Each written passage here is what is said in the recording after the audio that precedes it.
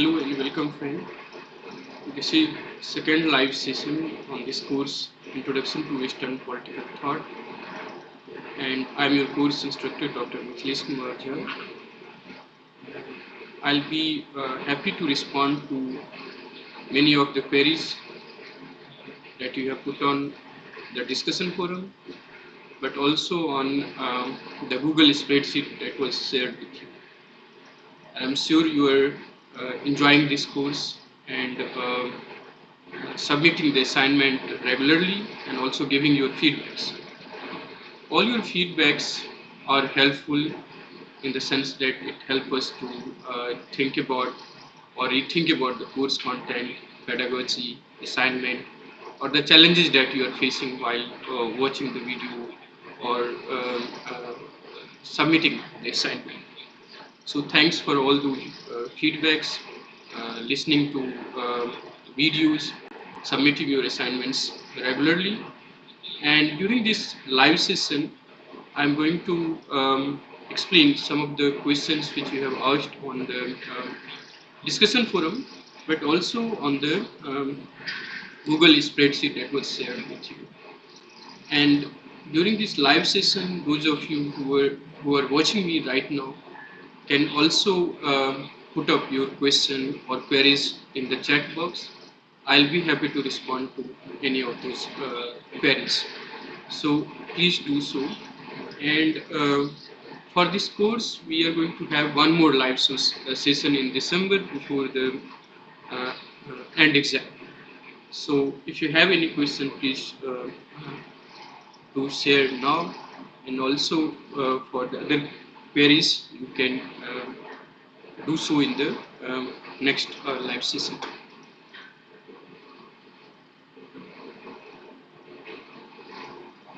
Okay, so let me address some of the questions which are there on the Google spreadsheet. So first is by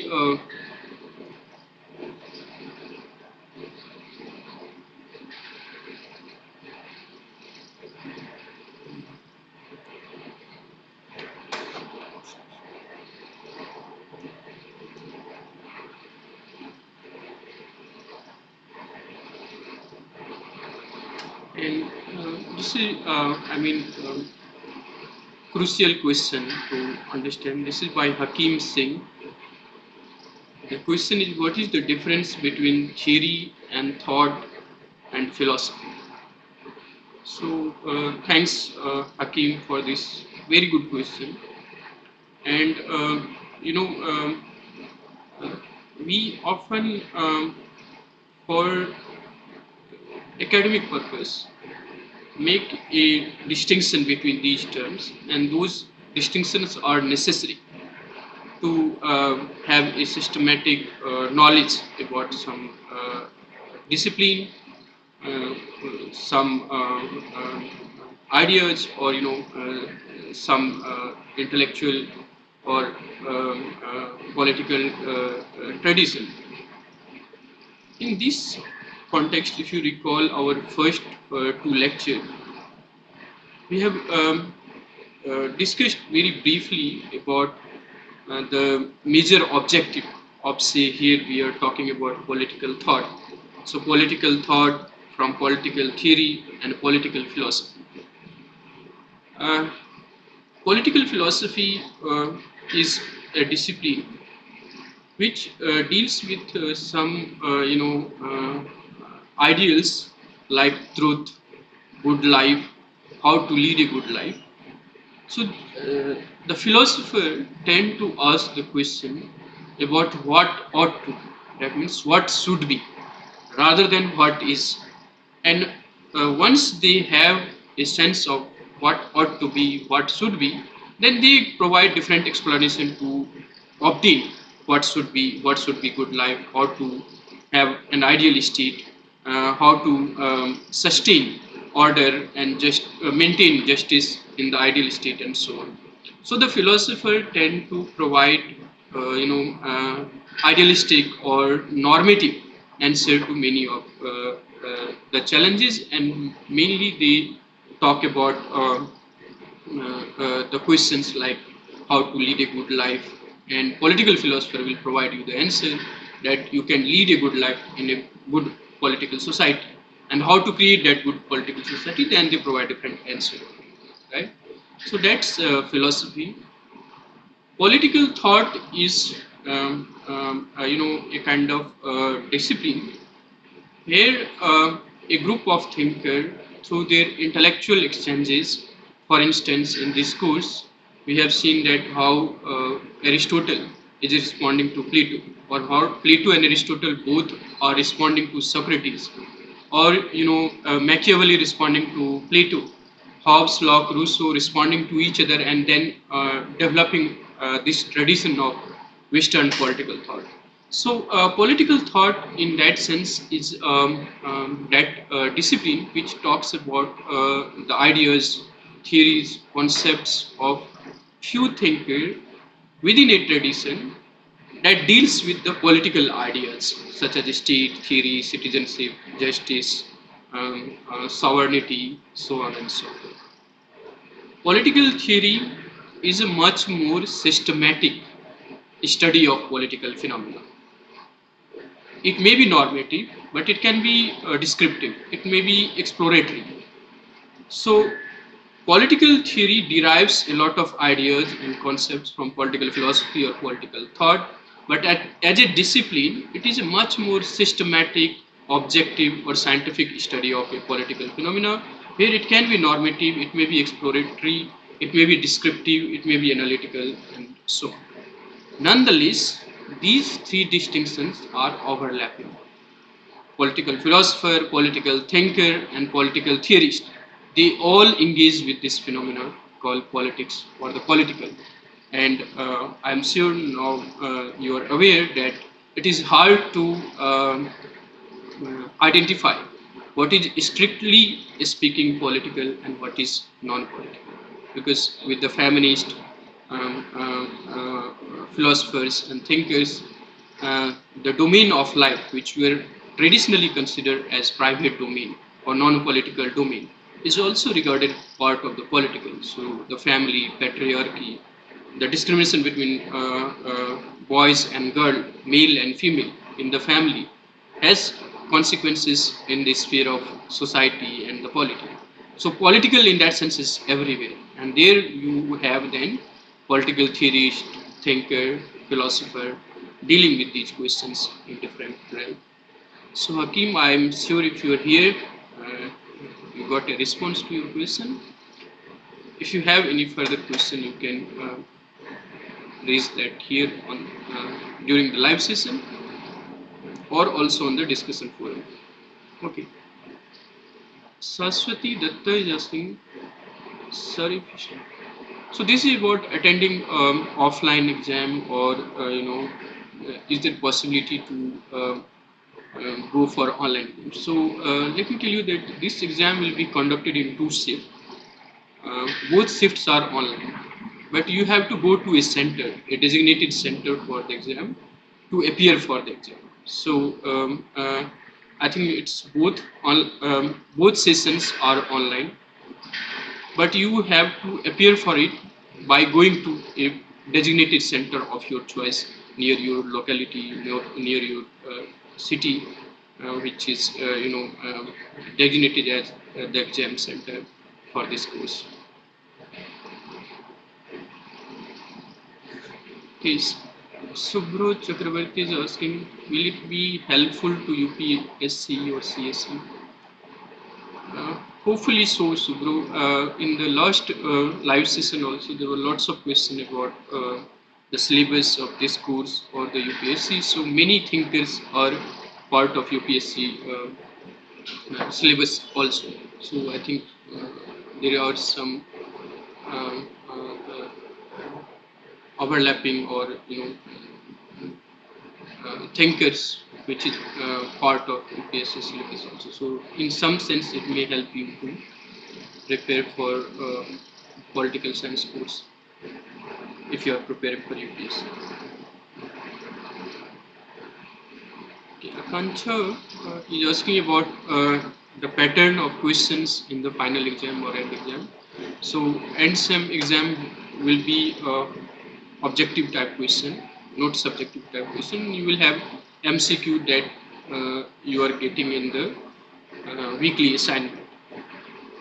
The pattern of that MCQ would be first about 10 or so would be to recall based on your regular participation during the 12 weeks. That means watching the videos, reading the PPTs or the transcripts that is uploaded for different lectures. So about 10 questions would be on the basis of recall, 15 and so would be from the assignments, and about 25 would be to assess your analytical understanding of different themes, different thinkers that we have discussed in this course. So that's all on this Google form. Let me see.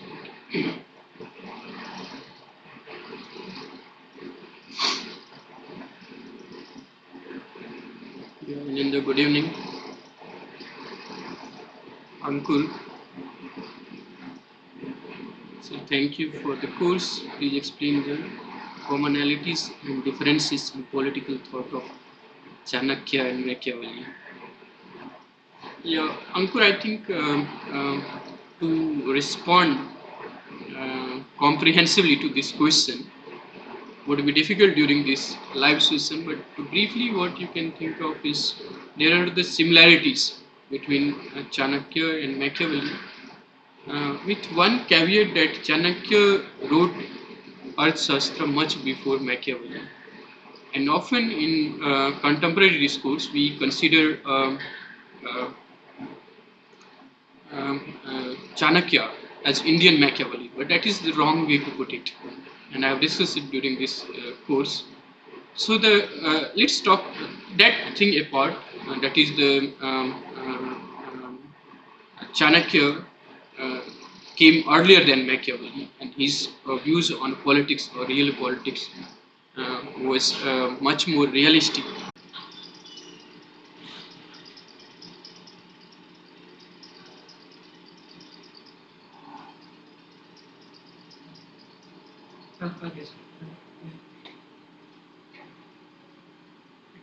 Yes. Yeah, I'll decide in minutes.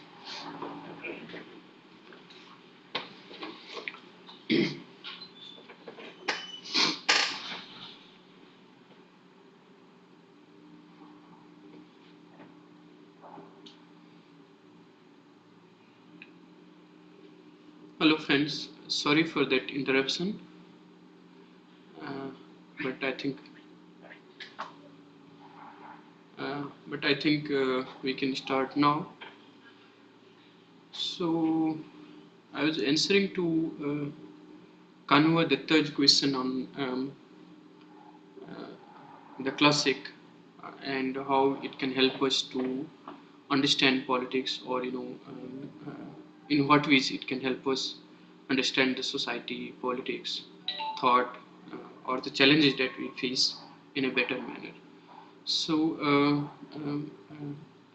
my answer was that the very idea that a text is a classic is on the basis that it has certain timelessness in terms of its relevance, which makes it classic.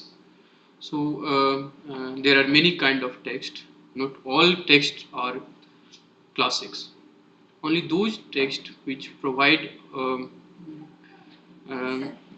which provide the answer to, or which represent the finest knowledge of their time, are classics.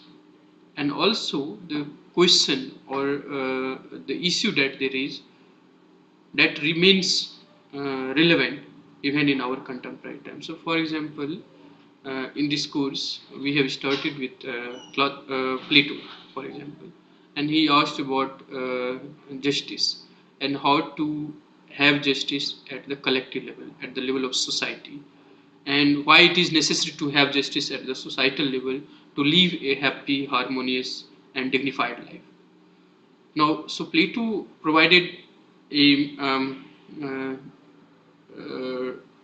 answer to such question in the classical Greek time. Our situation, our conditions are different, but the question that how to ensure justice, how to ensure dignity for everyone, how to ensure that each one of us lead a happy or dignified life is something which remains relevant. And reading classics like Republic or Aristotle, Politics help us answer this question in a much more broader, much more um, uh, uh, critical manner than we usually reduce justice to or freedom to in any society. So yeah, classics are absolutely critical, even to understand some of the political challenges that we face, whether it is on state authority, sovereignty, question of rights, or political obligation, and so on. The classics and its study help us understand these themes in a much more broader and critical manner. So, Kanwa, I hope that answers your question. Okay, if you have any more question, please keep posting on this live chat session. I'll take few minutes to answer or address some of the question that was posed on the discussion forum. So, many of you are asking about exam time or date classes. Suppose what you should do if you have two exam on the same day or the same timing. So for this course, exam will be conducted in two sessions. You can choose one of the two and choose the one which is not clashing with the other exam that you may be having. So that's about Anna is asking such question. Anna asked that question on the discussion forum.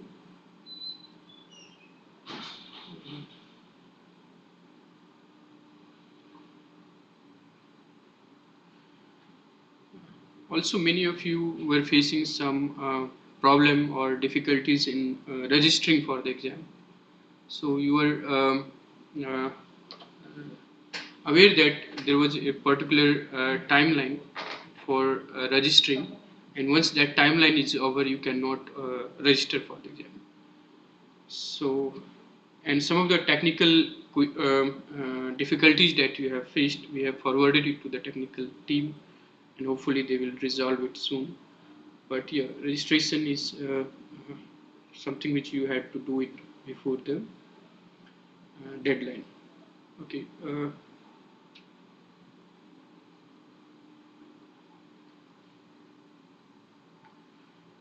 Rosemary is asking about, say, ambiguities about the publication date and years of some of the works. So suppose some text by Locke was written in 1689 or 1690. Now, some text or in some book, you will find that the year of publication is written differently.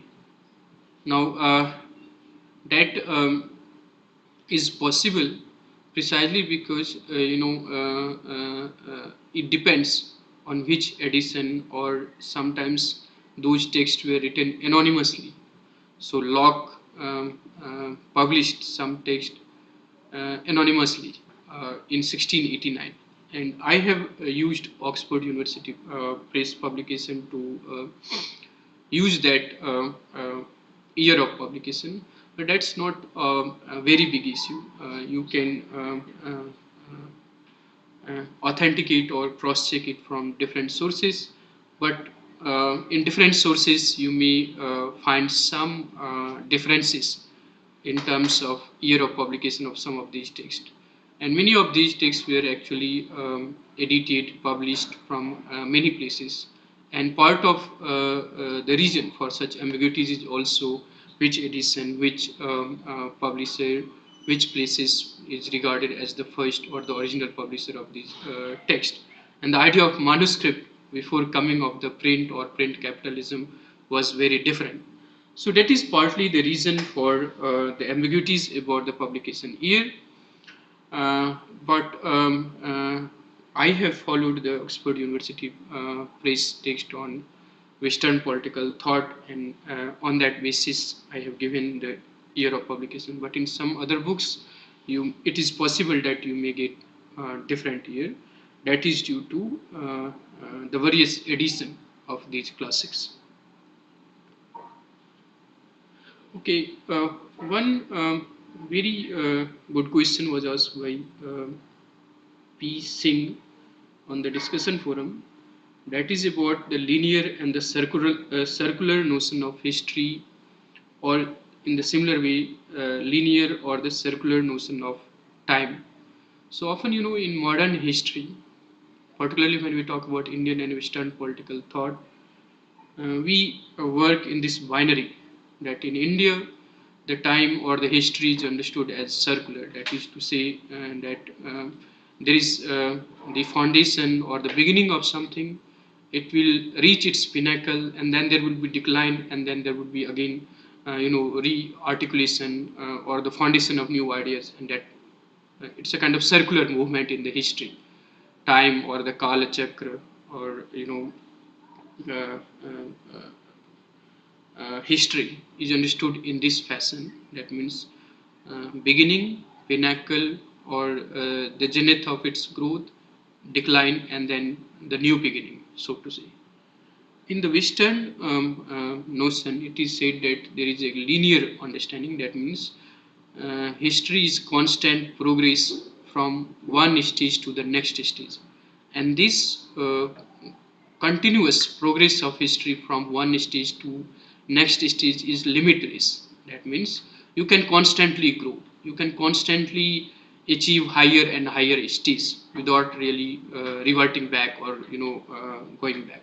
So for example, during the colonialism, the idea was that European civilization or European society is much more advanced than say Asian and African society, and it is because of their advancement in science and technology they have this burden to civilize the primitive communities or people in the Asian Africa. So they legitimized imperialism, colonialism in the name of this whitesman burden or civilization mission.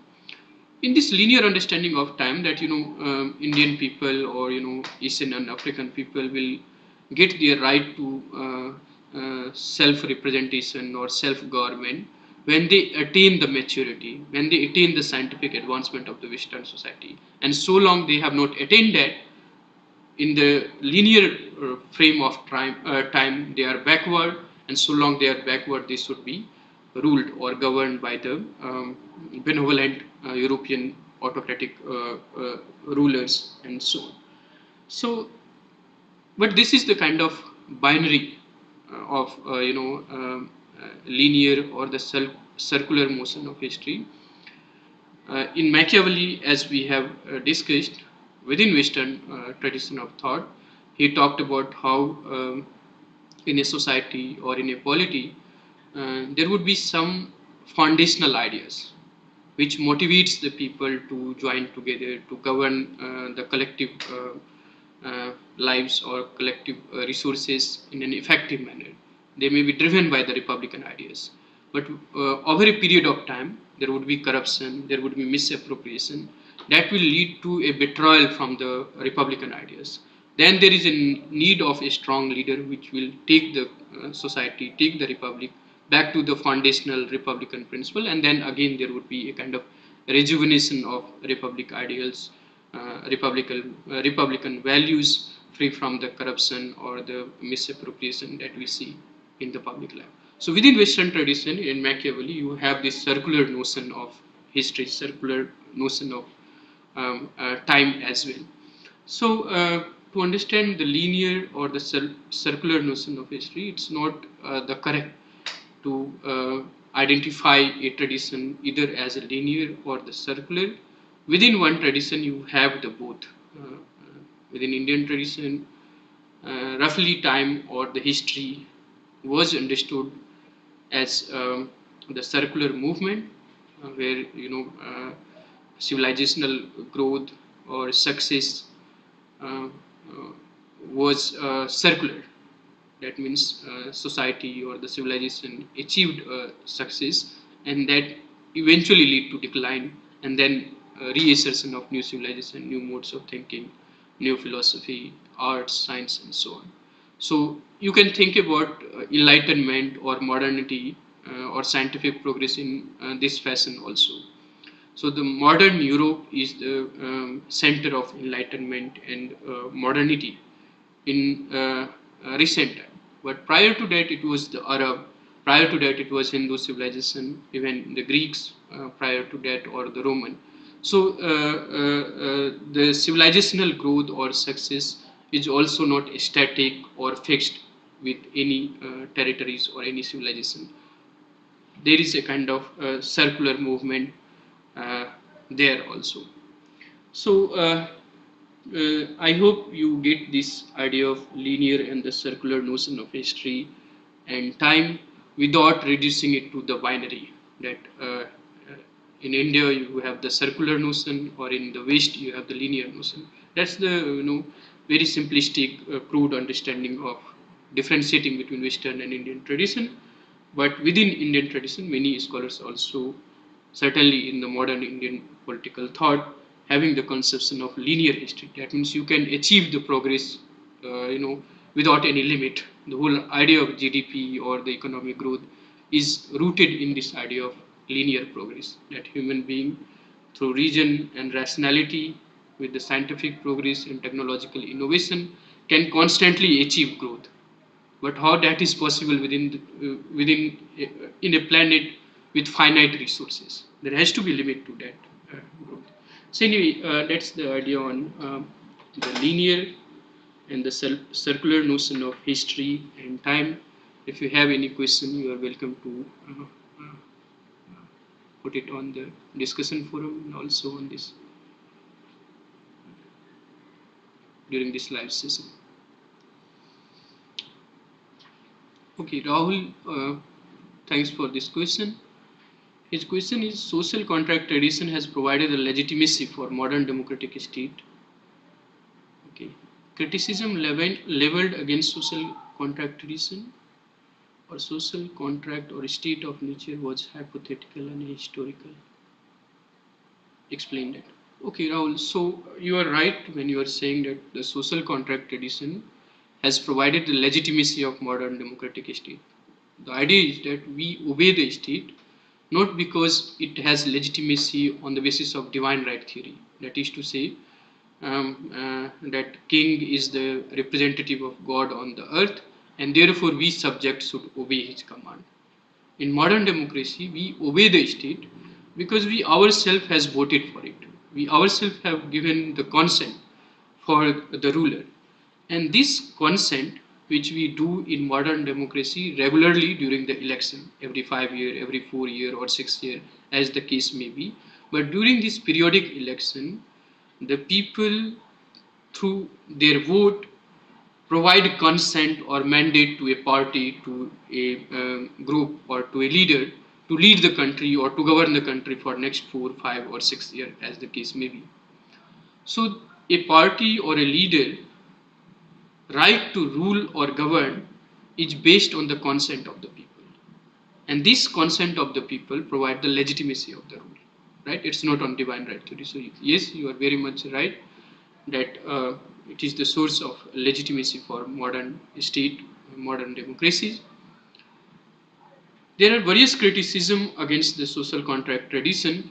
One of these by C.B. Macpherson, as you know, that the individual, the way social contract theorists like Hobbes, Locke, Rousseau characterize human nature as the basis of the state or the theory of political obligation and so on. The nature of that individual is based on the capitalist bourgeois individual. That means individual having, say, right to property or desire as the basis of satisfaction or happiness, is a very bourgeois phenomenon, right? And C.B. Macpherson's criticism, therefore, against the social contract theorist was the argument that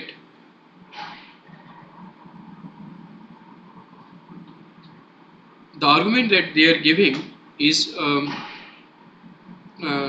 not of the natural individual or individual in the state of nature, but a bourgeois individual in the market economy.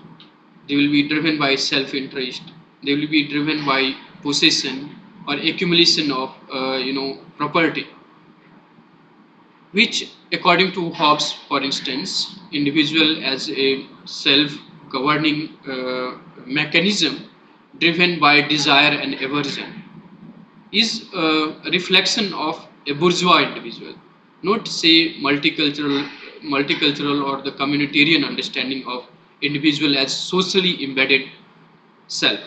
That means they have the obligation towards the community. The idea of individual as self-centric, atomistic, self-defining, or driven by self-interest, according to C.B. Macpherson, was a bourgeois conception or a individual in the market economy. This has nothing to do with natural identity or the natural attributes of the individual. So that was one criticism that C.B. Macpherson had against the social contract tradition.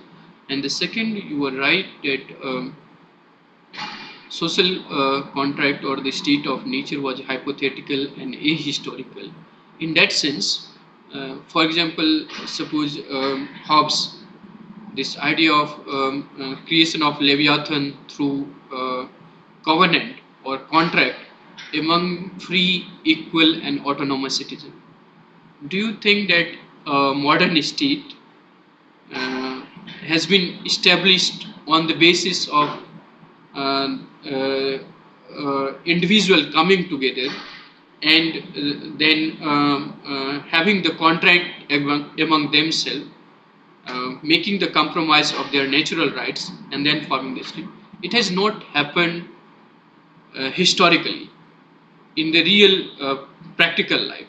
That's why we call it ahistorical. That means it's a hypothetical, it's a imagination, it's a part of hypothetical assumption on the part of Hobbes to provide a new theory or legitimacy of the modern state or the sovereign power. And you think about the historical context, because of the religious war, because of the tension between the temporal authority of the monarchy or the absolutist monarchy, say in England, or the Catholic Church in the Rome.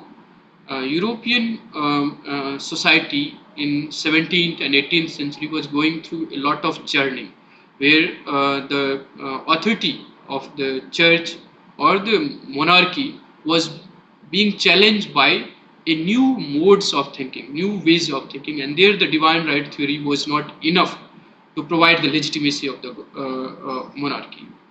Hobbes was using the social contract argument by acknowledging or approving this idea of individual being self-defining, autonomous, free and equal. Their worth is decided by what they do rather than their social position, as in the feudalism and so on. So in that sense, the justification that he provided, think about the civil war, beheading of the King of England, and the political instability, where it was not possible to have trade, business or industry. Even the life and liberty of the individual were at stake in the real sense. People were moving from one place to, even Hobbes has to seek get protection for his life. Even Locke moved out of England. So in those political unstable or uncertain time, these social contract theorists were providing a theory of a state which would be based on individual consent or the consent of the people. Now, to have this consent of the people, they imagine they assume a hypothetical state of nature. Do you think that prior to this modern state, human being lived in the nature as Hobbes foresee or argue? It was a historical evolution, or evolution of the modern state is through tribal chief, smaller kingdoms or principalities, big empires, feudalism to modern state. That's the evolution of the authority of the state. But in the arguments of social contract theorists, they will say that the modern state is the artificial construct. That means human beings themselves establish it to maintain order. And order was necessary to have the protection of life and liberty and for any trade and industries to develop. And state alone can provide that stability. And how to provide the legitimacy for the state? It is on the basis of the consent of the people. In that argument, they use state of nature or the human being in the state of nature as a hypothetical situation. Similar argument is there in John Rawls' A Theory of Justice. So I hope Rahul that answer your question. Why social contract or a state of nature was hypothetical or a historical, right? It's not a historical situation. Never in the human history, say, millions of people came together and constitute the state or establish the sovereign power. So there is a kind of evolution of modern state from empire and absolutist monarchy to a limited form of constitutional government. And in that you have new theory of legitimacy, new theory of sovereignty based on the consent of people. There the argument comes about social contract or the state of nature, which is hypothetical. That is, it is assumed. It has not happened in the real sense. Okay, Rahul, does that answer your question? You can ask it further. Anyway. So about PDF lecture of 6 and 7 and rest after 15 we expect futures. Yeah, we are going to upload that soon, Rahul, all the PPTs or the transcript of the videos.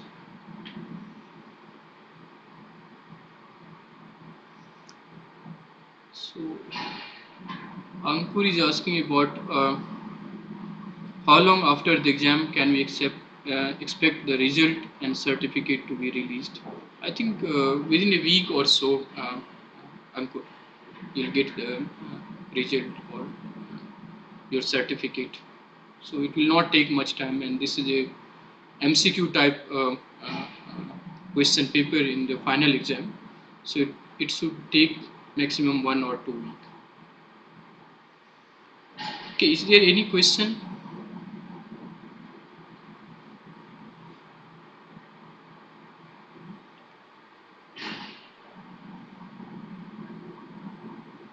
Alright, so if you don't have any question, let me conclude this live session by making this announcement that we will have one more session in December before your end exam. And do share your comments and feedbacks through the weekly feedback portal or when you submit the assignment. Those feedbacks are helpful to get to know about your opinion on the course content, pedagogy, the assignment, and so on. So thanks for being part of this course. And do ask your question on the discussion forum. We'll be happy to respond and also give you weekly feedback. I'll see you in the next live session. Thanks for your questions and thanks for being with us during this live session.